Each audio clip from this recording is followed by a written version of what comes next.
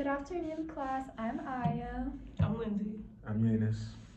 and today we're going to be presenting about the critical challenge in modern healthcare, which is biofilm formation on medical devices and the severe implications it has for infection, patient safety, and device failure.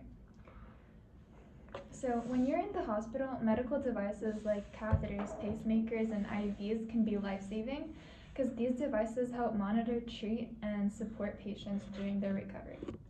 But for some patients, these devices can also become a breeding ground for dangerous infections. So these tools aren't essential, but these tools are essential, but they can also become the perfect environment for harmful bacteria to grow. So this happens when bacteria form what's known as a biofilm, which is a sticky protective layer that attaches to the surface of medical devices. Biofilms can form on almost any surface of the body. That includes catheters, pacemakers, and prosthetics. And when a biofilm takes hold, then it's really hard to remove it. So why exactly are biofilms so dangerous? And what does it mean for patient health and recovery? Okay, so let's break it down. A biofilm is essentially a community of bacteria that sticks together on a surface, like the inside of a catheter, and secrete a slimy protective film, later made with proteins, sugars, and other substances. The biofilm acts as a shield for the bacteria, which makes it harder for it to treat with antibiotics. The problem is when the bacteria forms a biofilm, they become invisible to the immune system, and the typical antibiotics we rely on aren't as effective against them. This means that a simple infection can turn into a persistent chronic condition that's much harder to treat. In fact, according to a recent study by insert name, two common bacteria like staph and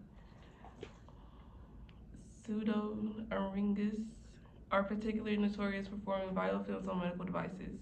These bacteria are involved in large rates of infections from skin infections to life-threatening bloodstream infections. In fact, biofilm-related infections are not just difficult to treat, they can also lead to serious complications like pneumonia, bloodstream infections, and even organ failures.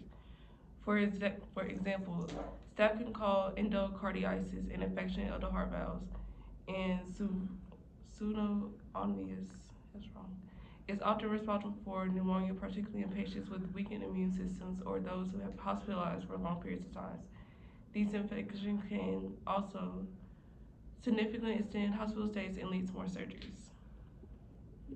Now let's talk about the impact of these infections on patients. Imagine you're already in a hospital recovering from surgery, and then you develop a biofilm-related infection.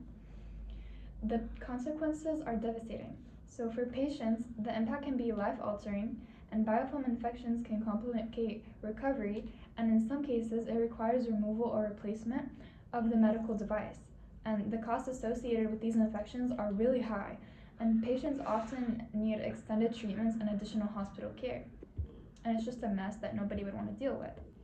So biofilm infections can significantly delay a patient's recovery. In some cases, patients need to have their medical devices removed or replaced entirely, and that can lead to further complications, longer hospital stays, and additional surgeries, as was mentioned before.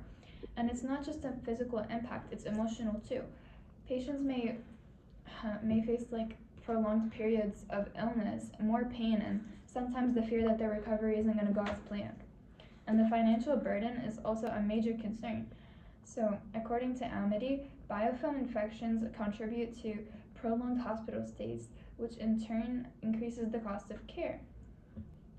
The financial strain isn't just on hospitals, but it's also on patients and their families who might struggle with the extra cost and emotional toll of extended treatment. Thankfully, researchers and medical experts aren't sitting back. There's ongoing research into how we can prevent these biofilms infections or at least treat them more effectively. One promising strategy is to develop medical devices with specialized coatings that prevent bacteria from sticking to the surface in the first place. Take, for example, the work of D'Antonio. They have developed antimicrobial coatings that not only kill bacteria on contact but also prevent the bacteria from attaching to the surface of devices. These coatings could significantly reduce the chances of biofilm formation, making medical devices safer for patients. Another exciting approach focuses on disrupting the bacterial communication process known as quorum sensing. Bacteria in a biofilm communicate with one another through chemical signals, allowing them to coordinate their efforts and form a stronger biofilm. Researchers like Kumar suggest that by targeting quorum sensing, we could prevent bacteria from ever forming a biofilm in the first place. By blocking the communication, we stop them from coordinating the formation of this protective layer, which will make them much more vulnerable to treatment. As promising as these strategies are, the fight against biofilm-related infections is far from over. There's still so much to learn about how biofilms form, how to treat them, and how to prevent them from reoccurring. But what gives us hope is the fact that new treatments and innovative materials are emerging. With more advanced research, we have the potential to significantly reduce the number of infections related to biofilms, leading to a better outcome for patients and reduced strain on healthcare systems. In the future, medical devices may be more resistant to biofilms, and doctors will have access to more targeted therapies that don't rely heavily on antibiotics. This could also help fight antibiotic resistance, which is a growing global concern. And at the end of the day, medical devices are meant to help patients heal, and they can contribute to a formation of harmful biofilms, and that makes recovery much harder.